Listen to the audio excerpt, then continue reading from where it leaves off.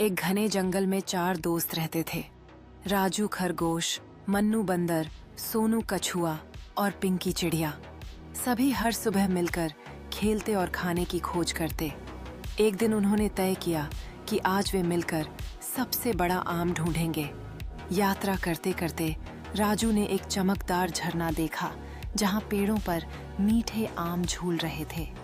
दोस्त खुशी खुशी झरने की तरफ बढ़े, लेकिन रास्ते में एक गहरी नाली मिली।